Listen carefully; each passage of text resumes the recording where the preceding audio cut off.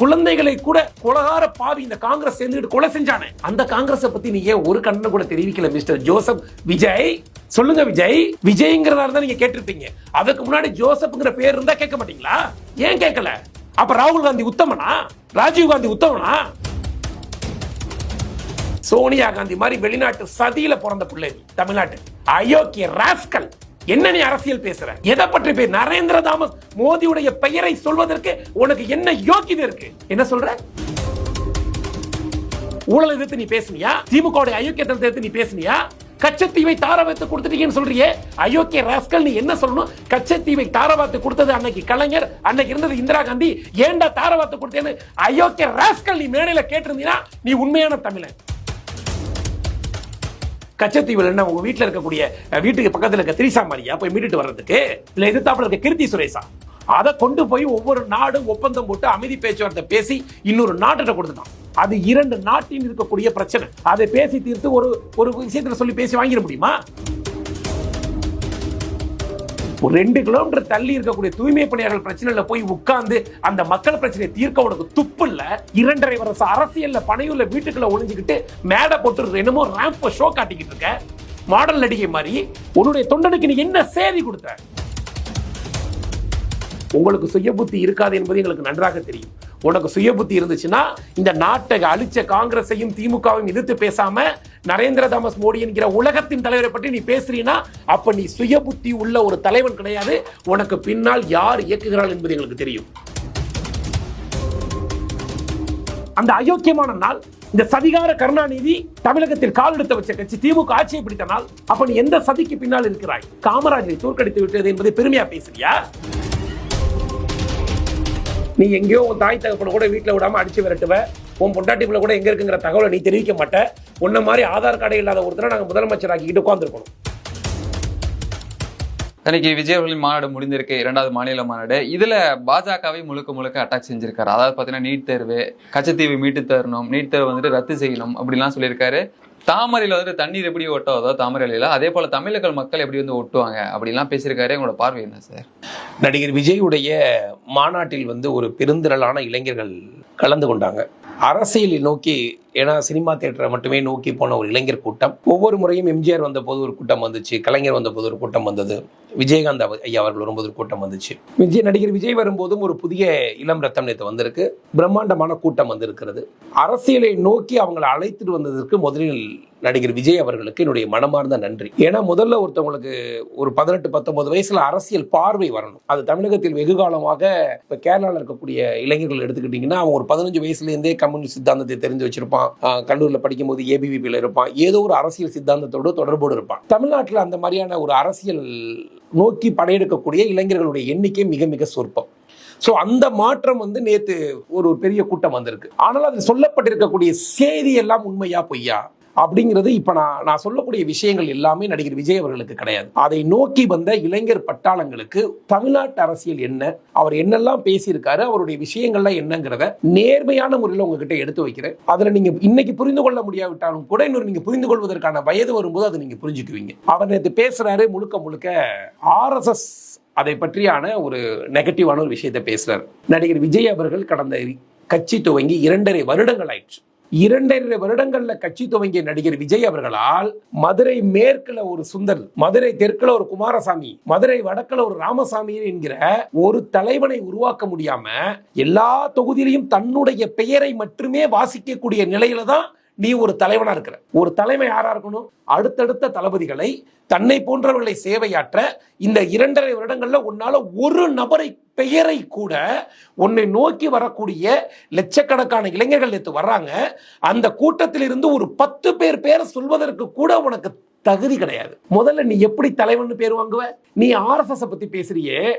100 ஆண்டுகளுக்கு முன்னால் கோல்வாக்கர் அவர்கள் ரயில்வே நிலையத்துல வெறும் 7 பேரை வச்சுக்கிட்டு தினசரி காலையில டாக்டர் ஜி அவர்கள் உடற்பயிற்சி விஷயங்கள், இந்த நாட்டில் இருக்கக்கூடிய இளைஞர்களுக்கு சிந்தனையும் உடலும் மனமும் ஒரே நோக்கத்தில் செயல்படணும், அதுதான் நாட்டின் வளர்ச்சிக்கு பயன்படும், அவர்கள் இந்திய கலாச்சாரத்தோடு தொடர்புடையவர்களாக இருக்க வேண்டும், எந்த மதமாக இருப்பினும் அவர்கள் இந்திய உணர்வோடு இருக்கணும், இது RSS உடைய அடிப்படை நோக்கம் என்று வெறும் 7 பேரோடு துவங்கிய இயக்கம் 100 ஆண்டுகளுக்கு பின்பு இந்தியாவை தற்போது தொடர்ந்து 11 ஆண்டுகள் ஆட்சியில் இருக்கு. அன்னைக்கு டீ விற்று கொண்டிருந்த நரேந்திர மோடி என்கிற ஒரு நபரை இன்னைக்கு நாட்டின் பிரதமராக மட்டுமல்லாமல் உலகத்தின் தலைவராக ஒரு தலைவரை உருவாக்கி இருக்கிறது. கிட்டத்தட்ட 10க்கும் மேற்பட்ட முதலமைச்சர்களை உருவாக்கி இருக்கிறது. 1000க்கும் மேற்பட்ட சட்டமன்ற உறுப்பினர்களை உருவாக்கி இருக்கிறது. 200க்கும் மேற்பட்ட பாராளுமன்ற உறுப்பினர்களை உருவாக்கி இருக்கிறது. இந்த கட்சி தன்னுடைய RSS தன்னுடைய சிந்தனையில் இந்த தேசத்தை அடுத்த 100 ஆண்டு காலம் வலிமை காட்டுவதற்கான தலைவர்களை கண்டுபிடிச்சு கொடுத்திருக்கு. இதுதான் RSS. முதல்ல இந்த நாட்டில் எப்போதுமே ISS தீவிரவாதிகளோடு இணைந்து கொள்வது தமிழ்நாட்டில் பேசினா தவறாக இல்லை.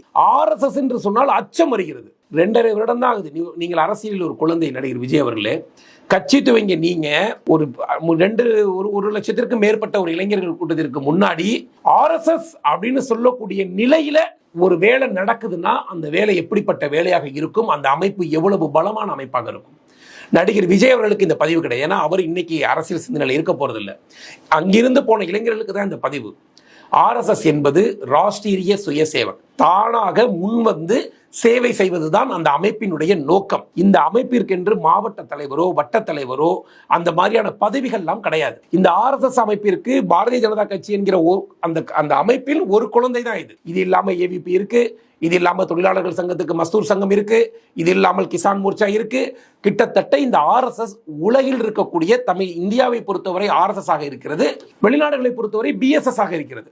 அந்த BSS என்ன ட்ரைனிங் பண்ணுதுன்னா, நீங்க ஒரு சவுதியில் இருக்கக்கூடிய துபாயில் இருக்கக்கூடிய இந்தியர்கள் அங்க செட்டில்டான இளைஞர்கள்ட்ட கூட RSS அமைப்பு BSS அமைப்பாக செயல்படுகிறது. பாரதிய சுயசேவர்கள் அங்க போய் இந்த சங்கம் என்ன வேலை சொல்லி கொடுக்குதுன்னா, நீ எந்த நாட்டுக்கு இருக்கிறியோ அந்த நாட்டின் அமைப்புகளுக்கு விசுவாசமாக இரு, உண்மையாக இரு.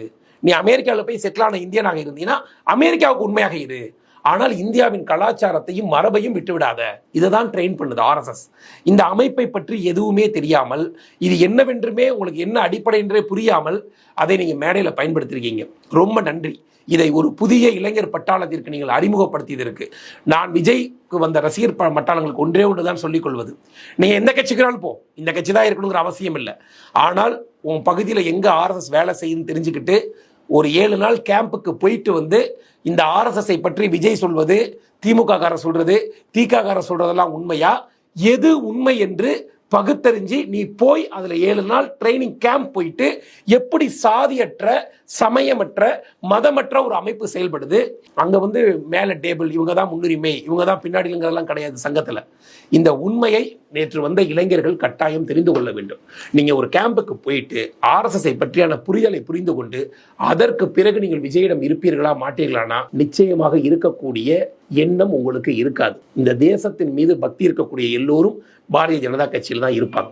அப்ப இந்த RSS பத்தி எந்த அறிவுமே இல்லாத ஒரு பிரச்சாரத்தை பேசுகிறார். அதற்கு அடுத்து பேசுகிறார், நீட்டை கொண்டு வந்தீர்கள், அனிதாவுடைய மரணத்திற்கு நீங்க தான் காரணம். சரி, கிட்டத்தட்ட 2017 இருந்து இந்த 2025 வரைக்கும் 7000த்திற்கும் மேற்பட்ட அரசு பள்ளி மாணவர்கள், 7000த்திற்கும் மேற்பட்ட 7000 அனிதாக்கள் இன்னைக்கு வந்து மெடிக்கல் காலேஜ் போய் மருத்துவம் படிக்கிறார்கள். 1-2 கிடையாது. இந்த 7000 பேரும் எங்கேயோ ஒரு கிராமத்தில், கீரமங்கலம், கொத்தமங்கலம்,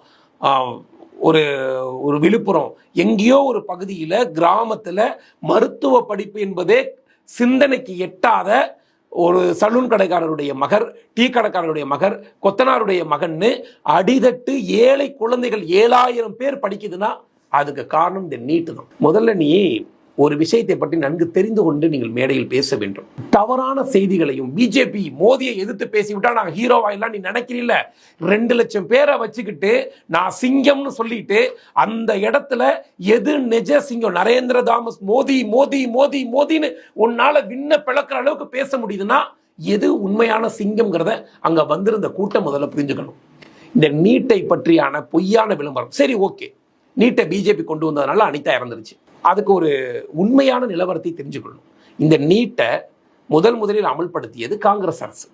அன்னைக்கு இருந்த திமுக கூட்டணியில் இருக்கக்கூடிய காந்தி செல்வன் என்கிற மத்திய சுகாதாரத்துறை இணையமைச்சர் அவர்கள் தான் இதை வந்து ராஜ்யசபால பேசுறார். சரிங்களா? அதை கொண்டு வந்தது இந்த திமுகவும் இங்க இருக்கக்கூடிய காங்கிரஸும். ஏன் நீ காங்கிரஸ் பேசல?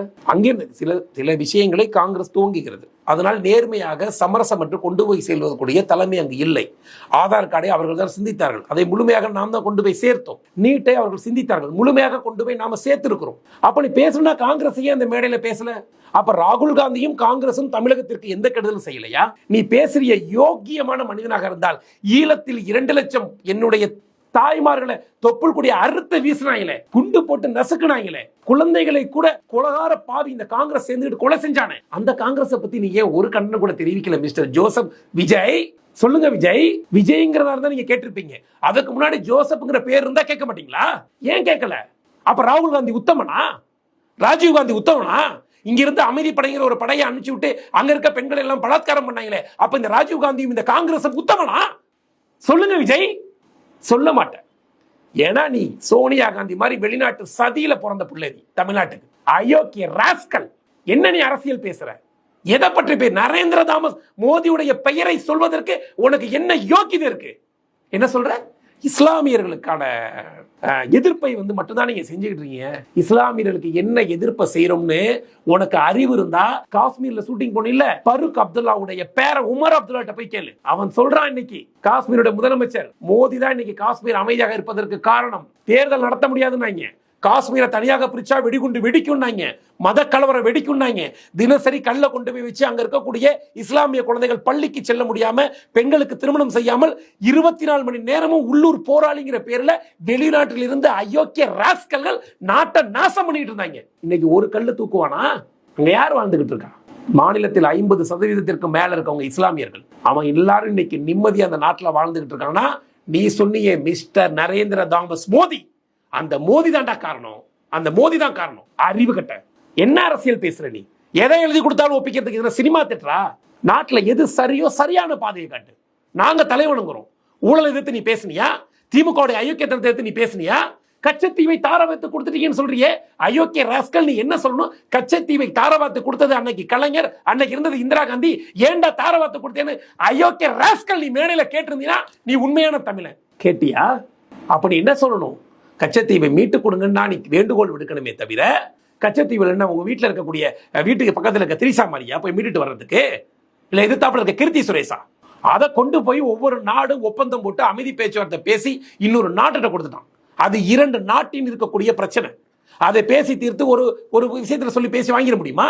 அறிவோடு சிந்திக்க வேண்டும். நீ எல்லாம் அரசியல் பேசுற. உன் ரசிகனுக்கு இலங்கை அங்க இந்த கூட்டத்தில் இருக்கக்கூடிய இளைஞர்கள் தெரிஞ்சுக்கங்க, தனிப்பட்ட விஜய் மீது எனக்கு எந்த எதிர்ப்பும் கிடையாது. தனிப்பட்ட விஜயினுடைய நடிப்பின் மீது எந்த எதிர்ப்பும் கிடையாது. அரசியல் என்று வந்துட்டால் விமர்சனங்களை யாரை நீ மேடையில் வைக்கிறங்கிறதா முக்கியம். எது உண்மைங்கிறதா முக்கியம். ஈழத்தமிழருடைய மாநாட்டுக்கு நன்றாக தெரிந்து கொள்ளுங்கள். அங்க போன இளைய சமுதாயமே, இதே ஈழத்தமிழருடைய நிதி வழங்கும் ஒரு வீடியோ ஒன்று போயிட்டு இருக்கு. அந்த நிகழ்ச்சியில மன்சூர் அலிகான் 25,000 ரூபாய் நிதியுதவி வழங்குறாரு. ஆட்சி மனோரமா 25,000 ரூபாய் நிதியுதவி பண்ணுது. ஒட்டுமொத்த விஜய் ரசிகர் மன்றத்தை சார்பா 500 ரூபாய் நிதி வழங்கின இந்த நொண்ணன் தான் இன்னைக்கு உங்களை எல்லாம் காப்பாற்ற போறான். இந்த நொண்ணை 500 ரூபாய் கொடுத்தான். வெறும் 500 ரூபாய் கொடுத்த நொண்ணை சிங்க வேட்டைக்கு வருது. நீங்க ஓட்டு போட்டுருவீங்க, சிஎம் ஆகி உட்காந்துக்குவான். யார் வீட்டுல போய் பனையூர்ல போய் கதவு தட்டுவீங்க? எவன் வீட்டுல போய் தட்டி மக்கள் பிரச்சனை தீர்ப்பீங்க? ஒரு 2 கிலோமீட்டர் தள்ளி இருக்கக்கூடிய தூய்மை பணியாளர்கள் பிரச்சனைல போய் உட்கார்ந்து அந்த மக்கள் பிரச்சனையை தீர்க்க உனக்கு துப்பு இல்ல? 2.5 வருஷ அரசியல்ல பனையூர்ல வீட்டுக்குள்ள ஒளிஞ்சுக்கிட்டு மேடை போட்டு என்னமோ ரேம்ப் ஷோ காட்டிக்கிட்டு இருக்க மாடல் நடிகை மாதிரி. உன்னுடைய தொண்டனுக்கு நீ என்ன செய்தி கொடுத்த? ஒரு செய்தி கொடுத்தியா? இவன் தான் தலைவன் என்று அறிமுகப்படுத்தினியா? தமிழ்நாட்டில் பிரச்சனை பத்தி பேசுனியா? எதை பற்றி பேசுற நீ? ஏதாவது விஷயத்தை பத்தி நீ பேசுனியா? அந்த யோகிதை உனக்கு இருந்துச்சா? முதல்ல எழுதி கொடுத்ததெல்லாம் ஒப்பிச்சுட்டு போனீல, சினிமா டைலாக் மாதிரி பயங்கரமா மிரட்டலா. சிங்கம் எப்பயாவது தான் வேட்டைக்கு வரும். ஆமா, பெண் சிங்கம் தான் வேட்டைக்கு வரும். ஆண் சிங்கம் எங்க வேட்டைக்கு போகாது. எழுதி கொடுத்தவன் அதை நீ கேட்கலையா? எழுதி கொடுத்தவன பிஞ்சு போன செருப்பாலே அடிங்க மிஸ்டர் விஜய். ஏன்னா உங்களை ஒன்றும் திட்ட முடியாது. உங்களுக்கு சுய புத்தி இருக்காது என்பது எங்களுக்கு நன்றாக தெரியும். உனக்கு சுய புத்தி இருந்துச்சுன்னா இந்த நாட்டை அழிச்ச காங்கிரஸையும் திமுகவையும் எதிர்த்து பேசாம நரேந்திர தாமஸ் மோடி என்கிற உலகத்தின் தலைவரை பற்றி நீ பேசுறீன்னா அப்ப நீ சுய புத்தி உள்ள ஒரு தலைவன் கிடையாது. உனக்கு பின்னால் யார் இயக்குகிறாள் என்பது எங்களுக்கு தெரியும். நீ காப்பாற்ற போறிய இஸ்லாமிய சகோதரர்ல என்ன காப்பாற்ற போற? துப்பாக்கியில சம்பளம் வாங்கிட்டு என்ன பண்ண? ஒட்டுமொத்த இஸ்லாமியர்களை தீவிரவாதியா காட்டல? நீ மேடையில ஐயோ நரேந்திர மோடி இஸ்லாமியர்கள் என்ன பண்ணாரு? இஸ்லாமியர்களை 11 வருட ஆட்சியில எங்க கலவரம் நடந்திருக்கு? 11 வருட ஆட்சியில் எந்த இஸ்லாமியரை நாங்கள் போய் இங்க இருக்கக்கூடிய இந்துக்கள் போய் சண்டையிட்டோம்? எந்த சண்டை நடந்திருக்கு? இந்த நாட்டில் நடந்த ஒரு கலவரத்தை பத்தி பேச முடியுமா உனக்கு? யோகிதை இருக்குதா? அந்த இஸ்லாமிய பெண்களும் கௌரவத்தோட வாழணும். தலாக் சட்டத்தை தடை செஞ்சவன் என் தலைவர் நரேந்திர மோடி. ஒவ்வொரு இஸ்லாமிய தாயும் ஒவ்வொரு இஸ்லாமிய பெற்ற தகப்புன்னு நினைக்கிறான் மனசுக்குள்ள. இந்த மோடி என்னடா நம்ம கடவுள் மாதிரி காட்சி அளிக்கிறானே, எங்கே அந்த மோடி பிறந்தான்னு மோடியை கடவுள் மாதிரி நினைச்சுக்கிட்டு இருக்கான். போய் முதல் மக்கள் கிட்ட என்ன நடக்குது என்பதை தெரிந்து கொண்டு பேசணும். மேடை கிடைக்குதுன்னா எதை வேணாலும் பேசுவோம், யார் வேணாலும் கேட்க மாட்டாங்களா? தாமரை இலையில் தண்ணீர் ஒட்டாது. தாமரை இலையில் நிச்சயமா சொல்றேன், உன்ன மாதிரி சாக்கடை தண்ணி ஒட்டாது. எதற்காக ஒட்ட வேணும்? எவ்வளவு பெரிய சாக்கடையிலையும் தாமரை மலரும், எவ்வளவு பெரிய அயோக்கிய குப்பையிலையும் தாமரை மலரும், எவ்வளவு பெரிய சேற்றுலையும் தாமரை மலரும். தமிழகத்தில் உன்ன மாதிரி சினிமாக்காரன் பின்புலத்தோடு வேற்று நாட்டுடைய சதியோடு நீ யாரை ஈர்த்து இருக்க? உன்னுடைய 2.5 வருஷம் அரசியல்ல சொல்லு. நீ எல்லாம் எம்ஜிஆரோட கம்பேரிசன் பண்றீல்ல? 1967 ஏற்பட்ட ஆட்சி மாற்றம். அந்த ஆட்சி மாற்றப்பட்டத்தில் இந்த நாட்டின் கல்விக்காக தன் வாழ்க்கையை தியாகம் செய்த 2 வேட்டி ஒரு பெட்டி படுக்கையோட முதலமைச்சராக செத்து போன காமராஜரை தோக்கடிச்ச நாள் அது. அந்த அயோக்கியமான நாள். இந்த சதிகார கருணாநிதி தமிழகத்தில் கால் எடுத்து வச்ச கட்சி திமுக ஆட்சியை பிடித்த நாள். அப்ப நீ எந்த சதிக்கு பின்னால் இருக்கிறாய்? காமராஜரை தோற்கடித்து விட்டது என்பதை பெருமையா பேசுறியா? இன்னொரு காமராஜரை உன்னால் தமிழ்நாட்டில் கண்டுபிடிக்க முடியுதா? ஒரு படத்து தோல்விக்கு படத்துடைய சம்பளத்துல பாதியை கொடுக்க மனசு இல்லாத ஆட்கள் நீங்க எல்லாம். சினிமால எவ்வளவு அயோக்கிய பசங்க. 10 கோடி சம்பளம் வாங்கினாலும் ஒயிட்ல வாங்கினா 20% டாக்ஸ் கட்டணுமேனு தெரியாம திருட்டுத்தனமாக கருப்பு பணம் வாங்கக்கூடிய அயோக்கியங்க. ஒரு கார் 10 கோடி ரூபாய்க்கு வாங்குற இந்த நாட்டுல 2 கோடி ரூபாய் கட்டுனா நாட்டு மக்கள் நல்லா இருப்பான்னு நினைக்காம அதை திருட்டுத்தனமா வாங்கின காவாலி பயணி. நீ மேடையில் உட்கார்ந்துக்கிட்டு நரேந்திர தாமஸ் மோடி அவர்கள் என்ன மோடி? எதை பற்றி பேசுவதற்கு உனக்கு திறமை இருக்கு? பேசு, வா. உனக்கு உண்மையிலே திறமை இருக்குன்றால் வா. உன் கட்சியில் இருக்க எல்லாரையும் கூட்டிட்டு வா. 2.5 வருடமாக நீ ஈர்த்து வச்சிருக்கிறது லாட்டரி அடிச்சு திருட்டுத்தனமா சம்பாதிச்சிருக்கக்கூடிய லாட்டரி மார்ட்டினுடைய மருமகன் தான். உன் பின்னாடி ஒண்ணு காமராஜர் பேரன் அல்ல, கக்கனுடைய பேரன் வந்து ஒண்ணு சேரல. ஆகா நடிகர். நீ எப்படி எம்ஜிஆரோட உன்னை கம்பேர் பண்ணிக்கிற? எம்ஜிஆர் சினிமாவில் இருந்த போது கூட சினிமாவில் சம்பாதிச்ச காசுக்காக அன்னைக்கு இருந்த அவருடைய இயக்கத்திற்கு செலவு செய்தவர். அன்னைக்கு அண்ணா இறந்த போது யாரோ முதலமைச்சராக வருவதை, கலைஞரை முதலமைச்சராக வருவதற்கு அனைத்து சட்டமன்ற உறுப்பினர்களையும் சரி செய்து கலைஞரை முதலமைச்சராக்கியவர். நாளைக்கு கட்சி தோங்குறாருன்னா அவர் பின்னாடி ஒட்டுமொத்த கலைஞர்கிட்ட இருக்கக்கூடிய ராஜாத்தி அம்மாள், தயாளமலை தவிர எல்லோரும் எம்ஜிஆர் பின்னாடி வந்து நின்னாங்க. He is not actor, he is a leader. பொன்முனச்செம்மல் தலைவருடைய பெயரை சொல்வதற்கு உனக்கு என்ன யோகிதை இருக்கு? உங்களை மாதிரி இந்த திட்டமிட்டு பின்புலத்தோடு சில மத அமைப்புகளோடு வந்து பேசிக்கிட்டு இஸ்லாமியர்கள் இருக்கிறார் மோடி. அப்ப யாருக்கு காவலா இருக்கார்? இந்துக்களுக்கு காவலாக இருக்கிறார். இந்துக்கள் தலை நிமிர்ந்து இருக்கிறாங்க. இந்தியால உலகம் முழுவதும் ஹிந்து தலை நிமிர்ந்து நிற்கிறாங்க. ஏன் இப்படி பேசியிருக்கலாமே? இந்துக்களுக்கு ஆதரவாக இருக்கிறார் மோடின்னு ஏன் பேசல? ஏன்னா உங்களுக்கு ஹிந்துனா கசக்கும், ஹிந்து கடவுள்னா கசக்கும். ஹிந்துத்துவாய் பேசுவதனால, ஹிந்துத்துவாவை உணர்றதுனால இந்த மோடி உங்களுக்கு பிடிக்கலன்னா அதை பற்றியான எந்த அவசியமும் பிஜேபிக்கு கிடையாது. எவன் நிஜமான இந்தியனோ அவன் எல்லாருக்கும் பிடிக்கும் மோடியை.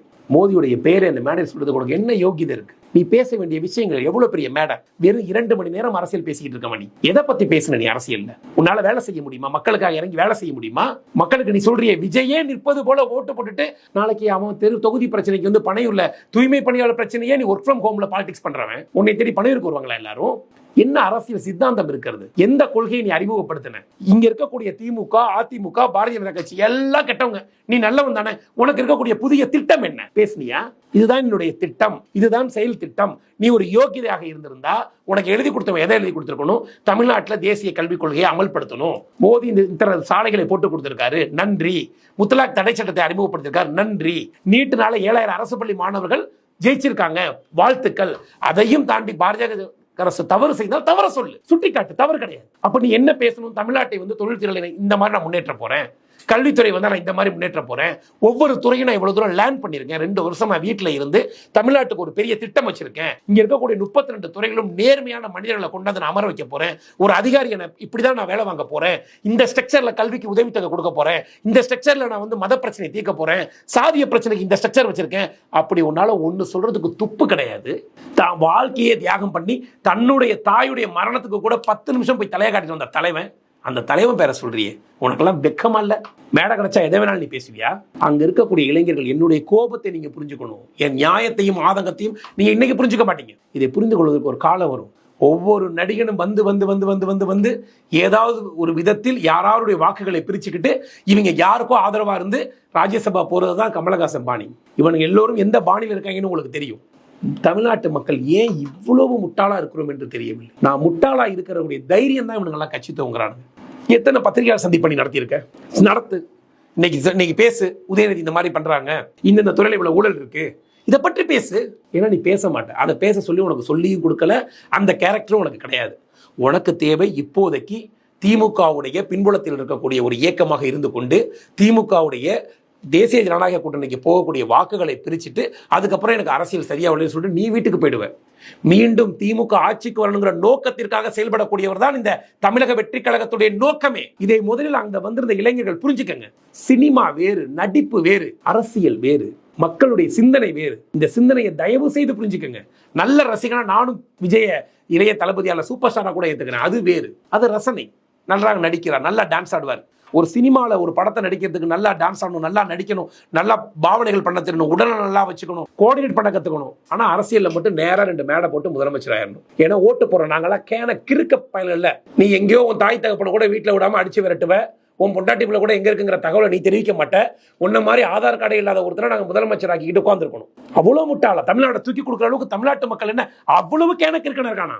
தமிழ்நாடு மக்களே, இந்த செய்தியாளர்கள்லாம் நியூஸ் போட்டுட்டு இருக்கீங்கல்ல, தயவு செய்து சொல்றேன், நல்ல அரசியலை முன்னெடுக்கக்கூடிய நிறைய தலைவர்கள் இருக்கிறாங்க. அவங்க எந்த கட்சியில இருந்தாலும் சரி, அதில் மாற்று கருத்து நமக்கு கிடையாது. திமுகவில் இருக்கக்கூடிய பிடிஆர் பழனிவேல்ராஜனை எங்களுடைய தலைவர் அண்ணாமலை பாராட்டுகிறார். எடப்பாடி ஐயாவை நாங்கள் பாராட்டுகிறோம். பாமகவில் இருக்கக்கூடிய ராமதாஸ் ஐயாவை நாங்கள் பாராட்டுகிறோம். சீமானை கூட பல தருணங்கள் நாங்கள் பாராட்டுகிறோம். அது மாதிரி மக்களுக்காக எதையாவது சிந்தியுங்கள். மக்களுக்கு ஒரு செயல் திட்டத்தை கொண்டு வாங்க. நீ நடத்துறதுக்கு பேர் மாநாடு கிடையாது, அரசியல் மாநாடு கிடையாது. ரசிகர் மன்ற சோன்னு சொல்லிக்க வேலை முடிஞ்சு போச்சு. அது தவறு கிடையாது. நீ சொல்ற மாநாடு நடத்த முடியாதுன்னு சொன்னாங்க, இந்த புஷியானந்தெல்லாம் வச்சுட்டு நடத்துவாங்களா?